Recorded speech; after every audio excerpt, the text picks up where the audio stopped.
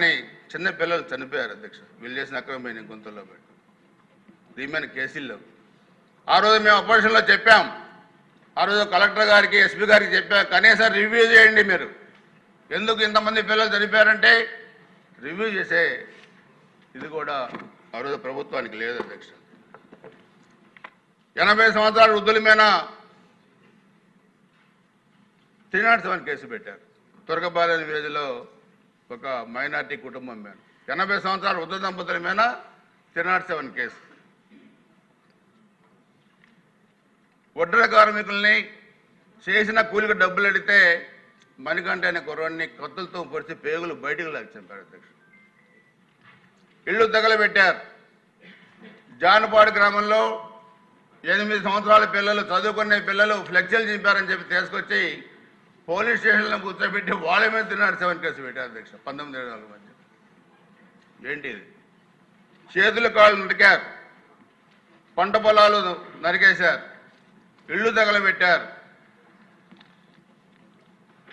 ఇది చూస్తే అధ్యక్ష, నడి బజార్లో సైదా అనే ఒక ముస్లిం కార్యకర్తని ఏ విధంగా కాల్చి విరగొట్టారో ఆ రోజు దారిని పోతున్న ఒక వ్యక్తి వీడియో తీసి పెట్టాడు అధ్యక్ష సోషల్ మీడియాలో. పెన్నెల్లి గ్రామంలో విక్రమార్కుడు అనే ఒక సినిమా గుర్తొస్తుంది అధ్యక్ష. దాంట్లో ఈ అసెంబ్లీలో నాకు చెప్పాలా వద్దా కూడా నాకు అర్థం కావట్లా, కానీ చెప్పాల్సిన అవసరం ఉంది. ఏం జరిగిందో 5 సంవత్సరాలు ఒక యువతిని ఆ ఊళ్ళో ఉండే ఒక వైసీపీ నాయకుడి కొడుకు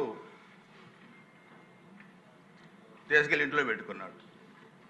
ఆ యువత వాళ్ళ నాన్నని అడిగాడు, ఆ అబ్బాయి వాళ్ళ నాన్నని, మా అమ్మాయిని తీసుకొచ్చి మీ అబ్బాయి ఇంట్లో పెట్టుకున్నాడు, పంపించండి అంటే, మా అబ్బాయి అవసరం తీరాక పంపిస్తాడు, నువ్వు వెళ్ళిపోవని చెప్పిన ఘటన పల్నాడులో జరిగింది అధ్యక్ష. ఇది విక్రమార్కుడు సినిమాలో మనం చూసాం. ఒకసారి గుర్తొచ్చుద్ది, ఒకసారి అనిపించుద్ది. మాకు కూడా బొబ్బిలిపల్లి సినిమా గుర్తొచ్చుద్ది, అన్న నందమూరి తారక రామారావు గారి పాత్ర గుర్తొచ్చుద్ది. దాంట్లో ఒక సైన్యంలో పనిచేసి వచ్చిన యువకుడు సమాజంలో జరుగుతున్న దురాగతాలను చూసి ఏ విధంగా స్పందించారనేది. కానీ ఇక్కడ కర్తవ్యం గుర్తొచ్చి మేము చట్టాన్ని చేతుల్లో తీసుకోకూడదనే ఉద్దేశమైనా ఇక్కడ మేము చేయట్లేదు అధ్యక్ష. కానీ 5 సంవత్సరాలు దురాఘాతాలే కాకుండా అధ్యక్ష, ఈరోజు కూడా మాట్లాడే విధానాన్ని కూడా మనం కంట్రోల్ చేయాల్సిన అవసరం ఉంది.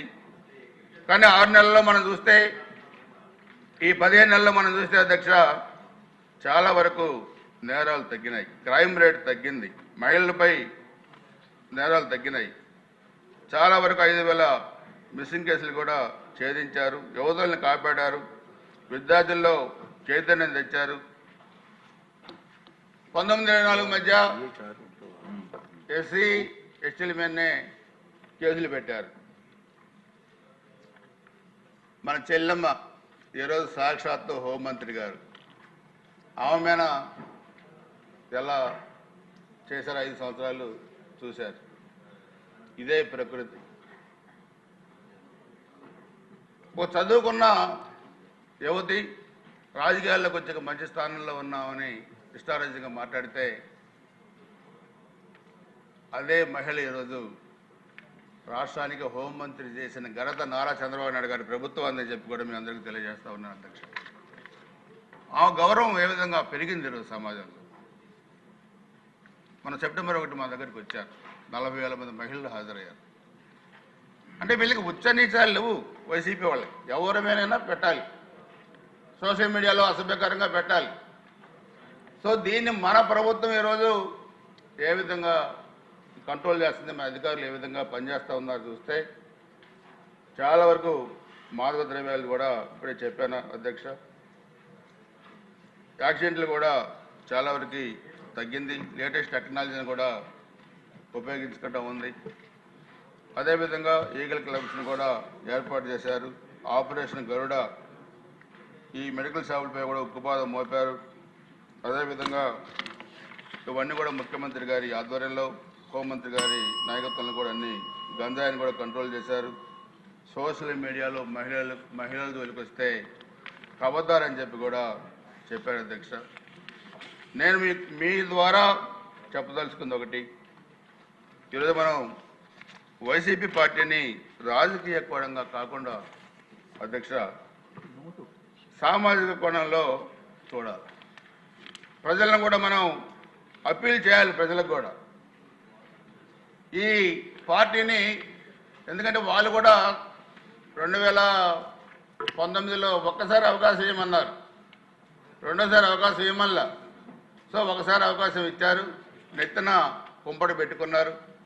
చంద్రబాబు నాయుడు గారు చెప్పారు 2019లో, మీరు ఒకసారి అవకాశం అని ఇస్తే కరెంటు దగ్గర పట్టుకున్నట్టు ఉంటుందని చెప్తే నిజంగా అదే జరిగింది ఆంధ్ర.